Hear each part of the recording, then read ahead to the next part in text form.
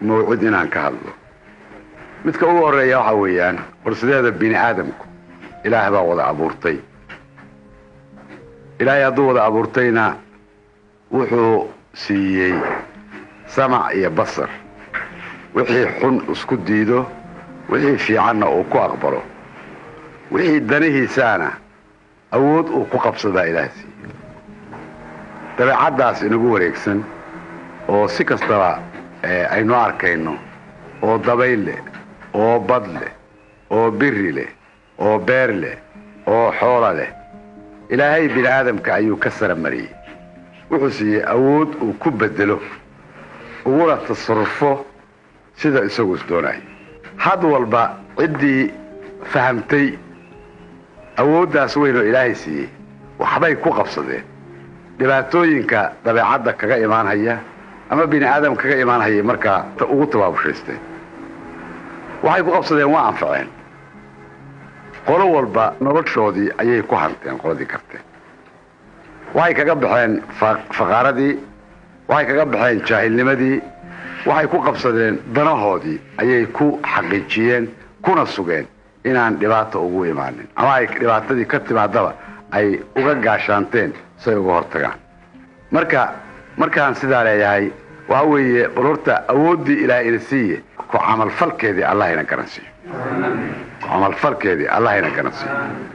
shacbiga Soomaaliyeed bini aadamkaas kale tuu ka mid yahay oo badan haddana waa markaan leeyahay dal taajira iyo dad faqiiraha isku dul nool dadku faqiir weeye laakiin dalku taajir weeye ilaahay wax walba waa dhigay bad buu dhigay beer buu dhigay xoolo ka badiyay hawo fiican buu siiyay kulligeen shaarar baynu qabna 12 bilo shaararkaas qabayna adduunka meel badan kama dhacdo taas dhowr nooc oo labis waa in la isku bedela oo dhaxanta mid la isaga celiyo oo mid qorraxda la isaga celiyo oo mid dabaysh iyo balaayo waaweyn la isaga celiyo naga aad baa ilaahay noogu roon laakiin waxaad moodaa ama asal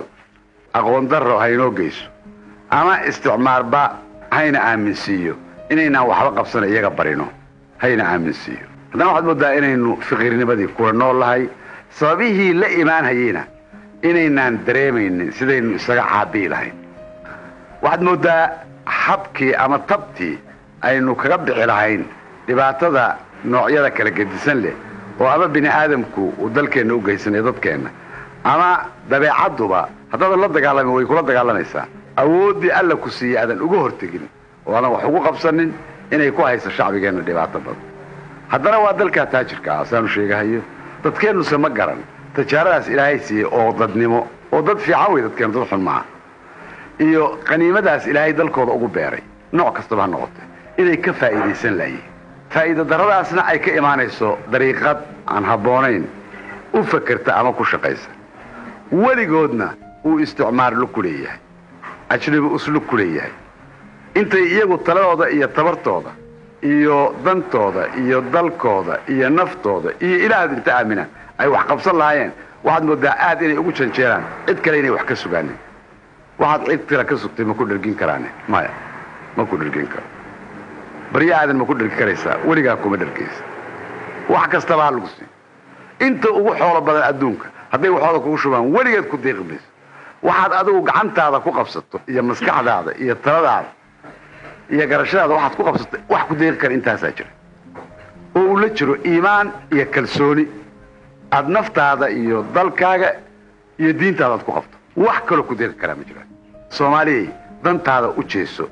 iska daa indhahaad u taagayso dalal kaleeto iyo wixii ka imaanay warkacay aynu tabcanne beereenna aan tabcanno oo baddeenna kala soo baxna wax ku yaal oo xooleenna aan xanaanaysanno aan ku noolaanno wixii waxayna dheer aynu kaalmaysanno asaan cadow ku ahayn dalkeenna iyo dadkeenna arrinu intaas weeye diinta aanu gudbo nabigeennii suubanaa maxamed tawrad buu sameeyey ilaah baa u dhiibay tawradda ku ahnayay tawrad buu sameeyey meel adduunka aad tagto aadan dad islaama ku arkayn yaa fidiyey waxa yaa gaarsiiyey tawraddii nabi maxamed loo soo dhiibay ilaahay u soo dhiibay baa fidisay oo qof walba oo islaama taasaa saaran gacanku markuu dhashay waa shirinay waxaan hor dhegaysta waxaynu caabudnaa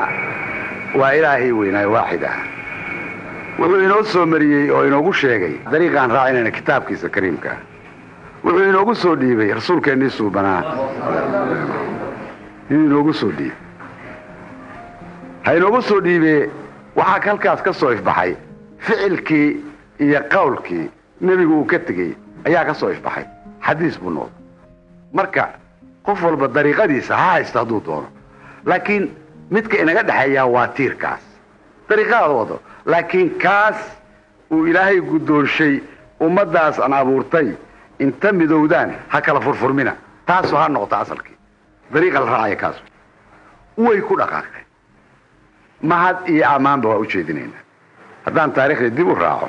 culimmadii la tirinayey ama tawriyiintii la tirinayay magacyadooda waxay ahayn kuwii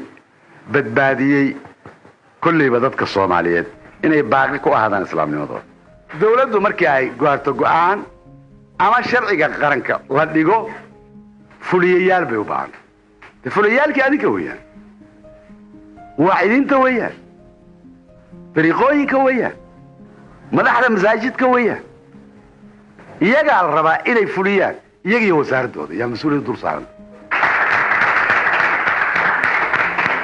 dagaalka labaad waxa weeyaan midka dhaqaalaha ah waad ogtihiin maciishadu meesha ay sii marayso haddaynaan annagu inta marada dhexda ku xidhanno adkaysanno aynaan tabcinna weligaan ka bixi mayno gun iyo gacan horsi baan u dhammaanaynaa ma gun iyo gacan horsi baan ku jiri karnaa insaanku sharaf buu leeyahay karaamuu leeyahay oo maanu inta ilaahayn cuskanno iyo nafteenna maynu qof yaanba inta qaato waa ka halkaa dow ka baxaye maanu wax ku abuurno bal qof walba gurigiisa muu ku abuuro geed lima inuu bixiyeen kala arkee oo geed babaaya ku abuura oo geed cambaa ku abuura waa baxaya qof gurigiisa uusan baxayn ma jirto hortiisa waxaan kaga bixi karnaa inaanu u jeedsano tacab kii badgalaa ha galo kii biri galaa beer ha ka doonto kii xool haysta ha tabcado ha xanaanaysto kii wax kaleeto oo qiimo le qabanaya ha qabto qof gaajaysano gob ma ah gun wey wixii la rabo iyo dantii la rabaa laga samaystaa oo maxaa nagu kalifaya inaanu saas u gumowno dadkeenna inaan jahayna doonaya innagaa la rabaa inaan jahayno tan saddexaad waa dagaalka shacbigeenna lagu abuuray in maanta 16 sano kadib oo dulligii foosh xumaa aynu ka soo baxnay dad ahaan iyo qaran ahaanba haddana la doonaya dib in loogu celiyo qabiilkii xumaa oo isticmaar ka dambeeyo waa isticmaarka xabashida waxaa loo baahan yahay ummadeenna inaynu hanuunino oo culimadiinaan waaweyno weliba aad marada dhexda ugu xirataan ayaa loo baahan yahay waxaa loo baahan yahay inay ku tarsaasiyaan oo kor uga hadlaan oo si geesinima uga hadlaan inay ummadooda toosiyaan oo ka hanuuniyaan dariiqa jahannabka ah dariiqa mustaqilkaan ay ku leexiyaan wasalaamu calaykum waraxmatullahi